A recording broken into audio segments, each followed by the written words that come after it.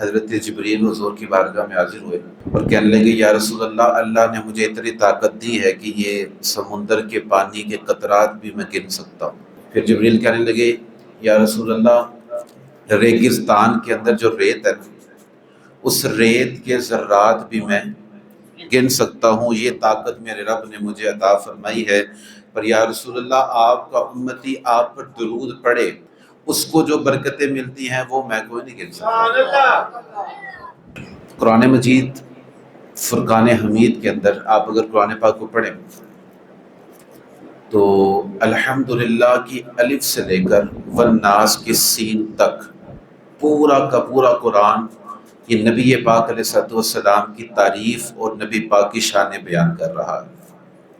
پورا قرآن آپ پڑھ کے دیکھ لیں، اگرچہ آیت ایسی ہے جس میں حضور کا ذکر نہیں، لیکن جب ہم اس کو کھولتے ہیں، اس کی تشریح اور تفسیر کے اندر جاتے ہیں تو اس میں ہمیں پتہ چلتا ہے کہ اس آیت کے اندر حضور کا نام تو نہیں ہے، پر اس آیت کے اندر بھی اللہ حضور کی شانوں کو بیان فرما رہا ہے۔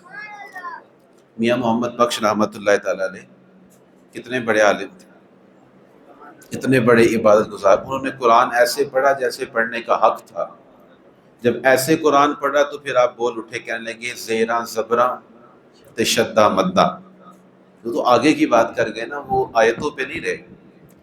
ایسا قرآن انہوں نے پڑھا ہے کہ وہ آیتوں پہ نہیں رہے، آگے چلے گئے، کہنے لگے زیراں زبراں شدہ مدہ شان تیری وچ آئیاں۔ ہم تو آیتوں کی بات کریں، وہ کہتے ہیں زبر بھی محبوب کی شان بیان کر رہے ہیں، زیر بھی حضور کی شان بیان کر رہی، شدے اور مدے بھی محبوب مصطفیٰ صلی اللہ علیہ وسلم کی شان بیان۔ زیراں زبراں تے شدہ مدہ شان تیری وچ آئیاں، آما لوکاں خبر نہ کاہی ایتھے خاصاں رمضاں پائیاں۔ خاص بندے، ان کو پتہ ہے یہ کیا اللہ پاک نے قرآن ہمیں عطا فرمایا۔ تو چند ایک مقامات سے میں انشاءاللہ قرآن پاک کی آیتیں پڑھوں گا اور اس میں سے آپ کو بتاؤں گا کہ کیا شان اس آیت کریمہ کے اندر محبوب پاک کی بیان ہوئی ہے۔ سب سے پہلے آیت کریمہ مشہور و معروف وَلَسَوْفَ يُعْطِيكَ رَبُّكَ فَتَرْضَىٰ، ان قریب محبوب ہم آپ کو اتنا عطا فرمائیں گے، اتنا عطا فرمائیں گے کہ آپ راضی ہو جائیں گے۔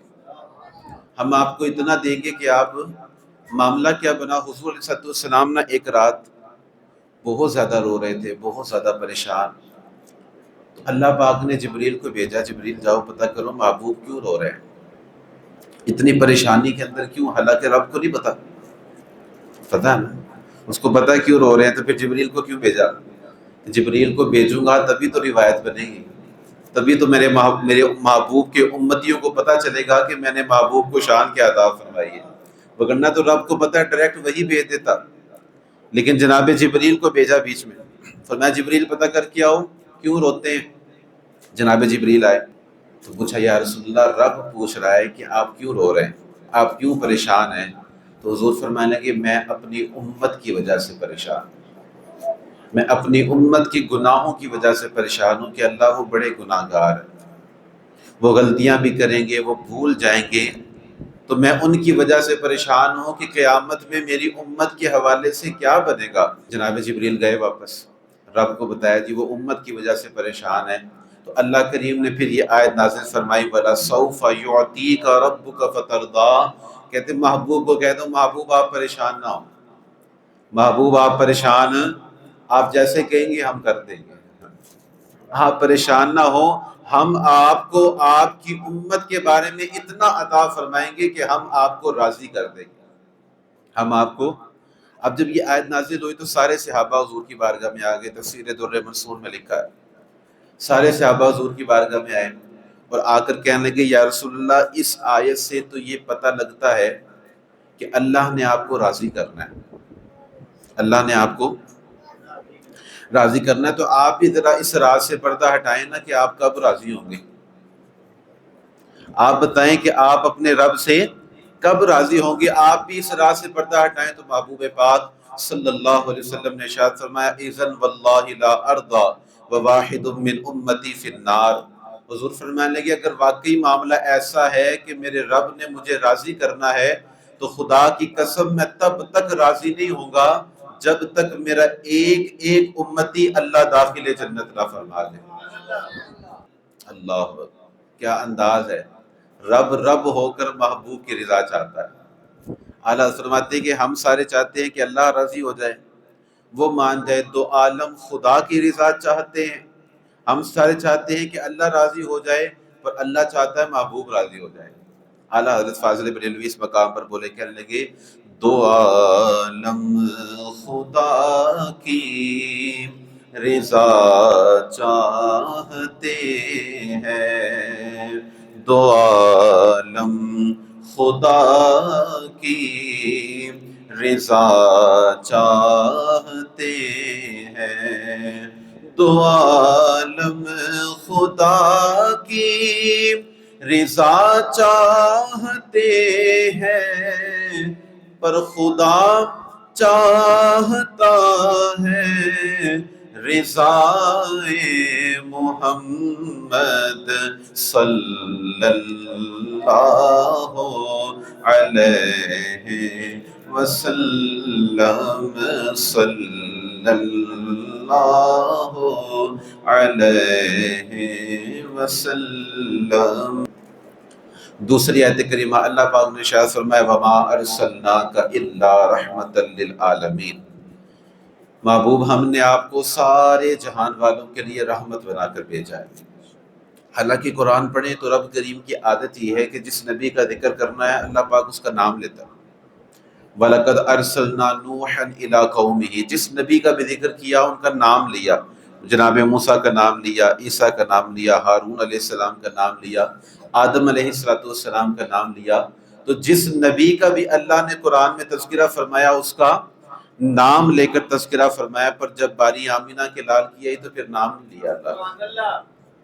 پھر اللہ نے القاباز ذکر فرمایا، فرمایا وما ارسلناک الا رحمت للعالمین، یہ نہیں فرمایا کہ ہم نے جس طرح ادھر کہا کہ جناب ہم نے نوح علیہ السلام کو ان کی قوم کی طرف بھیجا، موسیٰ علیہ السلام کو ان کی قوم کی طرف بھیجا، عیسیٰ علیہ السلام کو ان کی قوم کی طرف بھیجا، پر جب محبوب کو بھیجا تو پھر یہ نہیں کہا کہ جناب محمد کو ان کی قوم کی طرف بھیجا، نا ایسی بات نہیں کی کہ جناب محمد کو ان کی قوم کی طرف بھیجا، بلکہ فرمایا ہم نے تو انہیں سارے جہان والوں کے لیے رحمت بنا کر بھیج دیا ہے، ہم نے انہیں سارے جہان والوں کے لیے۔ اچھا اب سارے جہان سے کتنے مراد، کس کس جہان کے لیے حضور رحمت بن کے آئے ہیں؟ اس کا جواب بھی اللہ نے قرآن پاک میں خود ہی دیا۔ سورہ فاتحہ کی پہلی آیت کیا ہے؟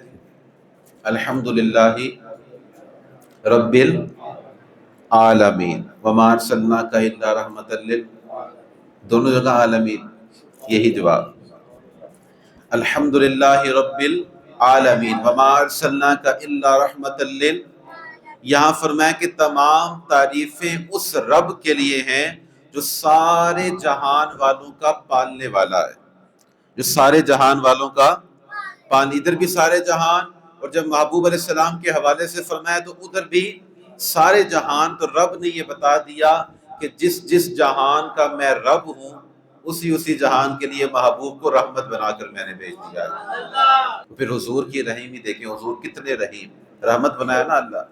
غزوہ احد کے اندر حضور علیہ السلام کافروں نے پتھر مارا تو حضور کا مبارک دانت شہید ہو گیا۔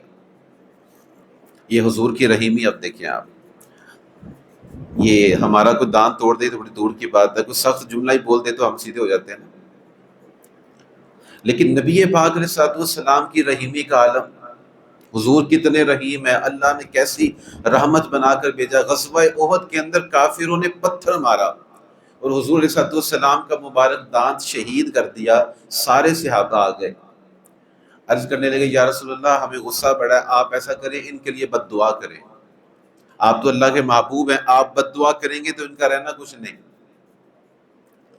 آپ ان کے لیے بد دعا کر دیں۔ اب نبی پاک کی رحیمی دیکھیں، پتھر مار کے دانت شہید کر دیا، پر حضور علیہ السلام کے الفاظ، صحابہ کہتے ہیں یا رسول اللہ ان کے لیے کیا کریں، بد دعا کر دیں، پر محبوب علیہ السلام فرمانے لگے انی لم ابعث لعانا، اللہ نے مجھے بد دعائیں کرنے والا بنا کر نہیں بھیجا، اللہ نے مجھے بد دعائیں کرنے والا بنا کر نہیں بھیجا، وَلَكِنِّي بُعِثْتُ رَحْمَةً وَدَاعِيًا، بلکہ اللہ نے مجھے اپنی طرف بلانے والا اور رحمت بنا کر بھیجا ہوا ہے، میں اللہ نے مجھے بد دعائیں کرنے والا نہیں بنایا۔ اس نے مجھے رحمت بنایا ہے. اور پھر رحمت کا عالم دیکھ کے پتھر مارا ہے. حضور دعائیں ارشاد فرما رہے ہیں اللہم اہدی قومی فانہم لا یعلمون. اللہ کریم میری قوم کو ہدایت عطا فرما دے اس لیے کہ یہ مجھے جانتے نہیں ہیں. یہ حضور کی رحیمی کا عالم.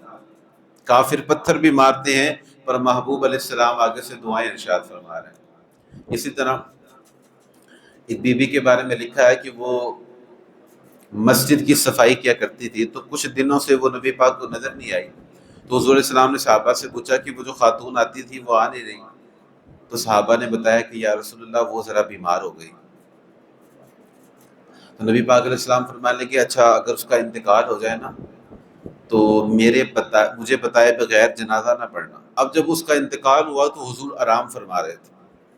صحابہ کہتے ہیں ہم نے مناسب نہیں سمجھا کیونکہ وہ عورت ہے. وہ کوئی جناب اتنی عظیم و شان خاتون نہیں تھی کہ جناب اس کے لیے ہم نبی پاک کو اٹھاتے حضور کے آرام میں خلل لے کر آتے. تو ہم نے ذرا مناسب نہیں سمجھا کہ ہم اس کام کرنے والی, جھاڑو دینے والی, مسجد کی صفائی کرنے والی عورت کے لیے حضور کو اٹھائیں.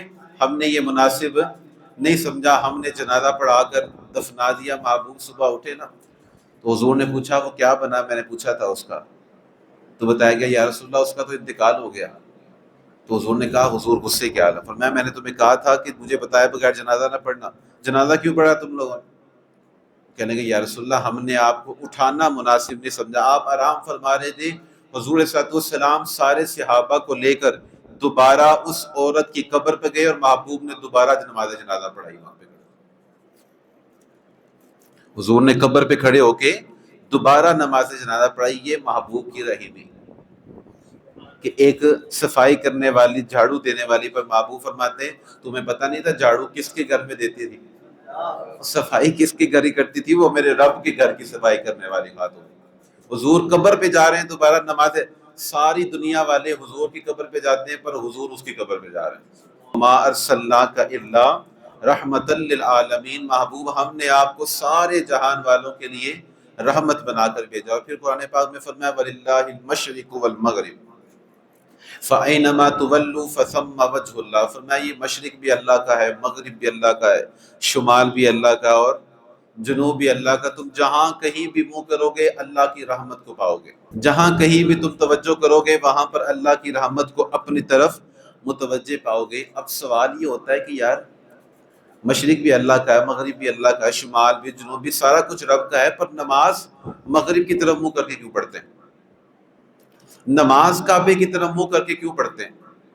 حالانکہ سارا کچھ رب کا, جدھر مرضی منہ کر لیں, جدھر مرضی منہ کر. اللہ خود قرآن میں کہتا ہے وَلِلَّهِ الْمَشْرِقُ وَالْمَغْرِبُ. سارا کچھ رب کا ہے, جدھر منہ کرو گے اللہ کی رحمت کو وہاں پاؤ گے. لیکن نماز کے لیے صرف مغرب کو خاص کیوں کیا گیا؟ صرف خانہ کعبہ کو خاص کیوں کیا گیا؟ اگر کوئی بندہ مغرب کی طرف منہ کر کے نماز نہ پڑھے, جان بوجھ کے وہ کعبے کی طرف منہ کر کے نماز نہ پڑھے بلکہ مشرق کی طرف منہ کر لے, بتائیں نماز ہو جائے گی؟ جی نہیں ہو. کیوں نہیں ہوگی؟ حالانکہ فللہ المشرق والمغرب, سارا کچھ تو رب کا ہے, تو پھر کیوں نماز نہیں ہو رہی؟ فتویٰ دینے میں سارے ہوشیار ہوتے ہیں, وجہ کی باری پاس جاتے ہیں. وللہ المشرق والمغرب, مشرق بھی اللہ کا ہے, مغرب بھی اللہ. پھر نماز کیوں نہیں ہو رہی؟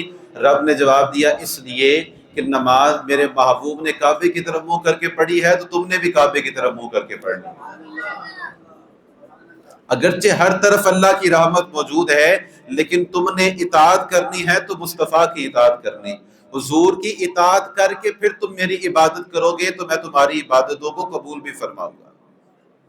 اگر کہیں اور منہ کر کے نماز پڑھ لیں گے تو پھر حضور کی اطاعت تو نہ ہوئی. جب حضور علیہ السلام نے کعبے کی طرف منہ کیا ہے تو اللہ نے قیامت تک کے مسلمانوں کو یہ حکم عطا فرما دیا کہ اب تم نے بھی کعبے کی طرف منہ کر کے ہی نماز پڑھنی. اتنی بڑی شان.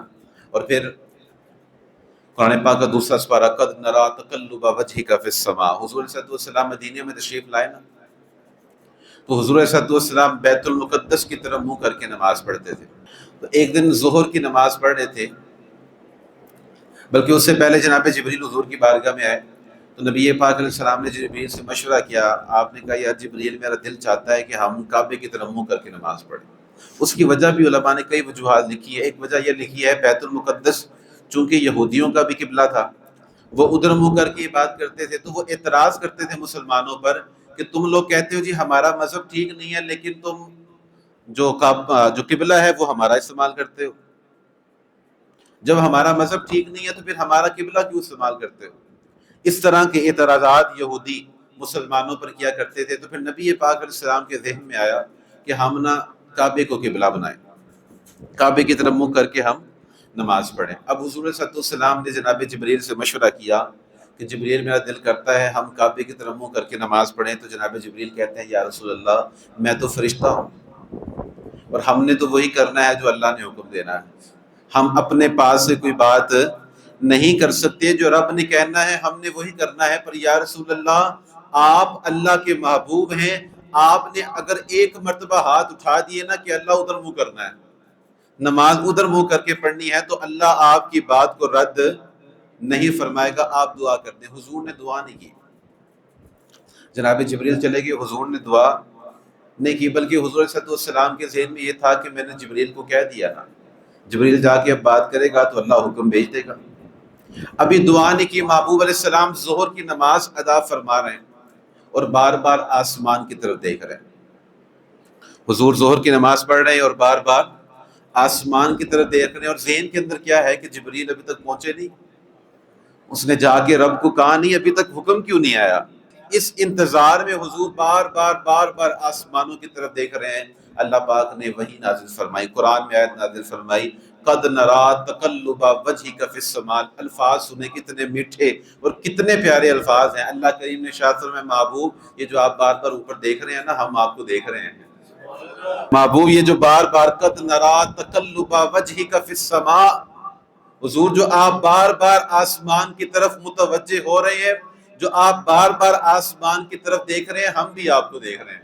فَلَنُوَلِّيَنَّكَ قِبْلَةً تَرْضَاهَا، ان قریب ہم آپ کو اس قبلے کی طرف پھیر دیں گے جہاں پر آپ کا دل کر رہا ہے، ان قریب پھیر دیں گے ہم آپ۔ اچھا اتنی بات کی، پھر ساتھ ہی فَوَلِّ وَجْهَكَ شَطْرَ الْمَسْجِدِ الْحَرَامِ، جی کعبے کی طرف کرنا ہے۔ حالانکہ 2 رکعتیں ہو گئی بیت المقدس کے، 4 رکعتیں ہوتی ظہر کی، 2 ہو گئی ہیں۔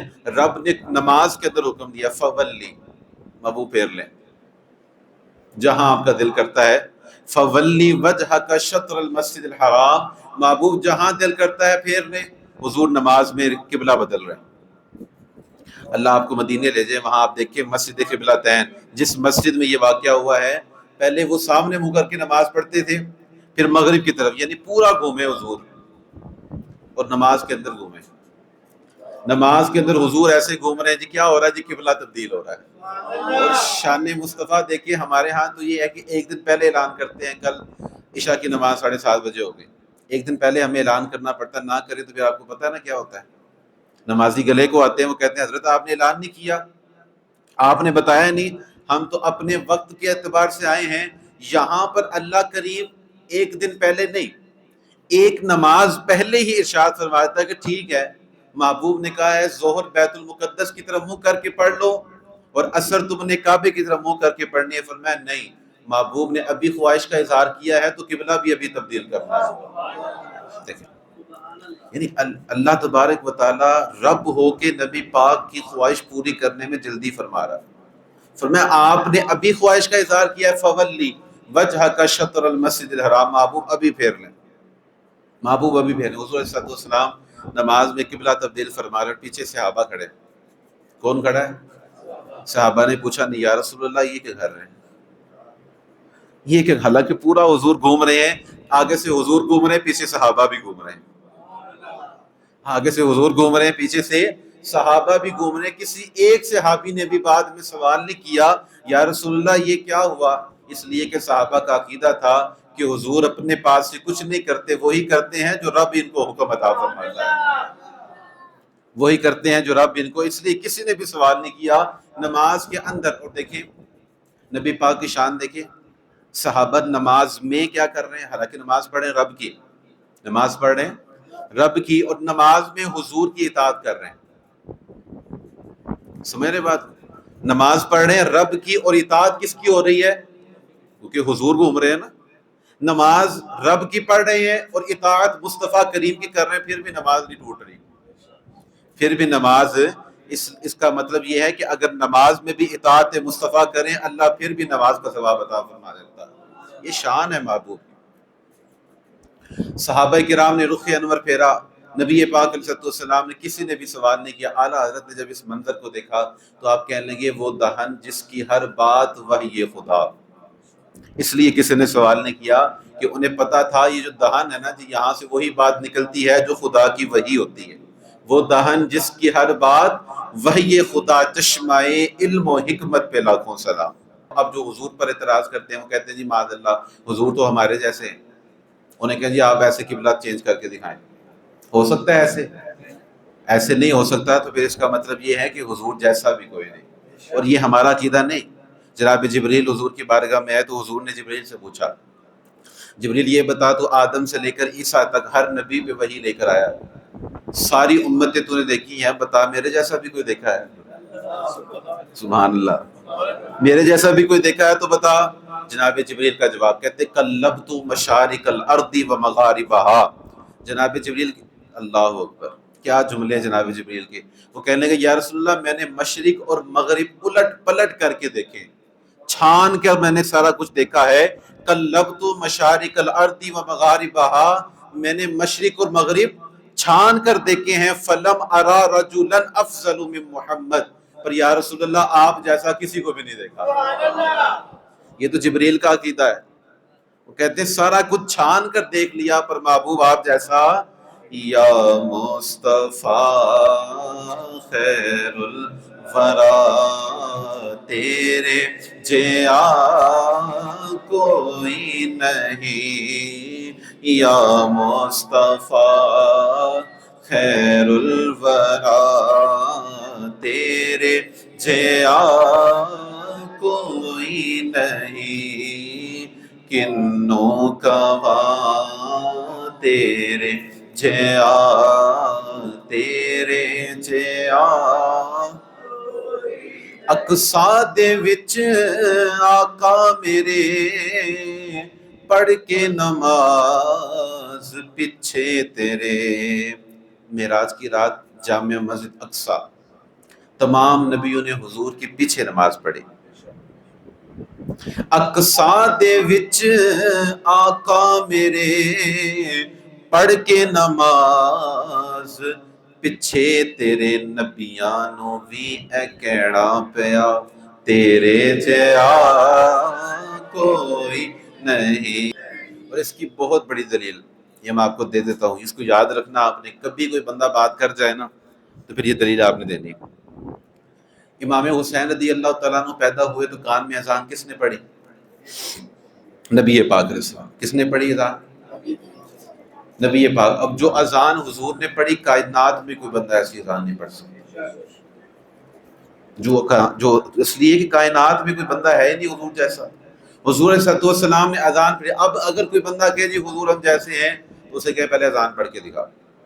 باقی باتیں تو بعد میں کریں گے, پہلے محبوب کے جیسی اذان تو پڑھ کے دکھا. حضور نے جو اذان پڑھی تھی تو کیا پڑھی تھی؟ ایک جملہ سنا دیں آپ کو. سبحان اللہ کہیں پھر سنائے. پہلے کیا پڑھتے ہیں؟ اللہ اکبر, اللہ اکبر اللہ اکبر. اس کے بعد کیا پڑھتے ہیں؟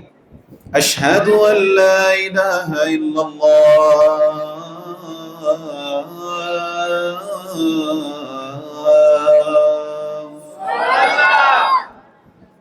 اس کے بعد ہم کیا پڑھتے ہیں؟ اشہد ان محمد. اب حضور نے کیا پڑھا؟ یہ دلیل ہے. اس طرح کی اذان, اس طرح کا جملہ کوئی نہیں پڑھ سکتا.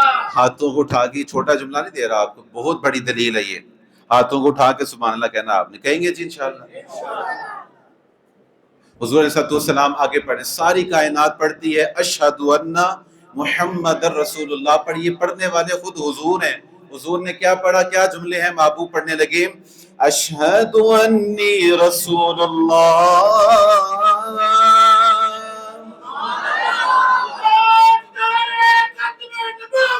زندہ باد زندہ باد. اشہد انی رسول اللہ.